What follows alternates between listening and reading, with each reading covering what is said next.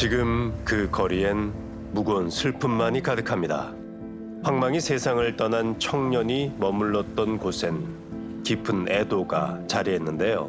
진짜 열심히 살던 친구였어요. 힘든 얘기 잘 안 하고 학생회장 얘기를 하고 했거든요. 근데 공부도 잘하고 친구들도 진짜 많이 사귀고 늘 웃던 친구였거든요. 마지막 했던 얘기가 자기 이제 졸업하고 취업 준비한다. 그래서 사실 열심히 사는 모습이 제일 멋있는 친구였어요. 대학 졸업을 한 달 앞두고 있었다는 친구는 22살의 승현 씨. 그에게 느닷없는 비극이 닥친 이곳은 서울 관악구 신림역 앞입니다. 사건이 벌어진 건 지난 21일 낮 2시 7분 무렵. 나와서 지금처럼 준비하고 은행 가려고 이제 그러면 큰 소리가 나는 거야. 올라가고 들어왔는데 애들이 쏟아지는 거지. 여학생 두 명 얼굴이 부여해가지고 와가지고 무섭다고. 오후 2시 7분경 검은 옷을 입고 나타난 남자가 계단에 있던 승현 씨에게 수차례 흉기를 휘두릅니다. 골목을 내달린 그는 우연히 마주친 남성의 목을 또 공격했는데요. 그 뒤로도 2명의 남성에게 자상을 입힌 남자.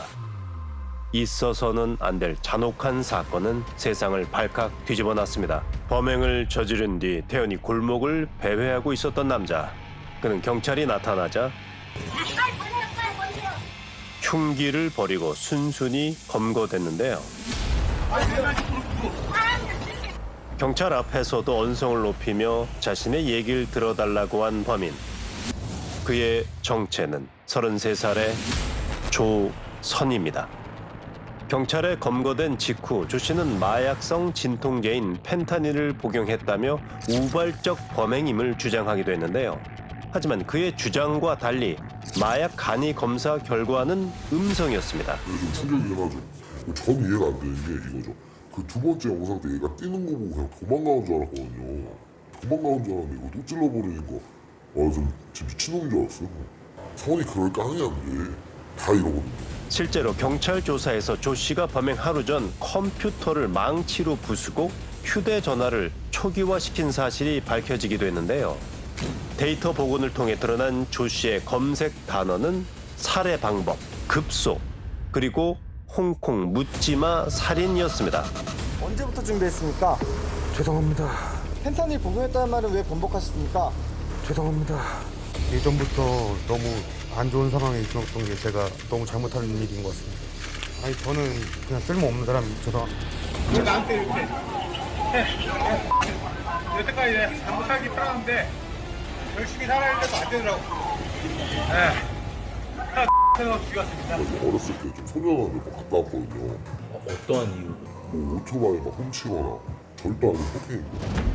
학창 시절부터 절도와 폭행으로 문제를 일으켰다는 조 씨.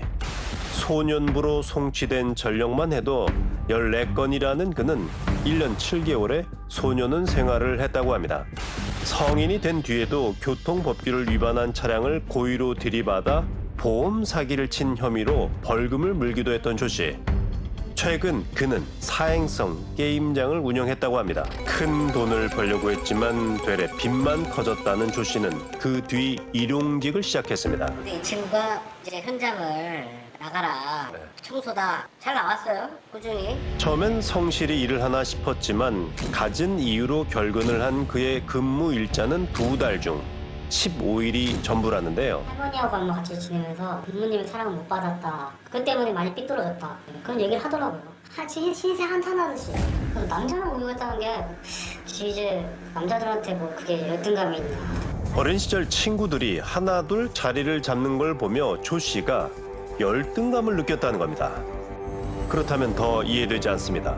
조 씨는 왜 열등감을 느꼈던 대상이 아닌 일면식도 없는 사람들을 범행 대상으로 노렸을까? 그런데 조 씨가 이 동네에서 범행을 저지른 건 이번이 처음이 아니었습니다. 13년 전에도 이 골목의 한 술집에서 손님과 시비가 붙었다가 사건과 무관한 사람에게 소주병을 휘둘렀다는 조 씨. 왜 그러셨습니까? 죄송합니다. 깨끗한 거 있으십니까? 조 씨가 범죄자가 된 건 환경 때문도 가족 때문도 아닙니다. 스스로를 끔찍한 살인자로 만든 건 오직 조선 자신입니다.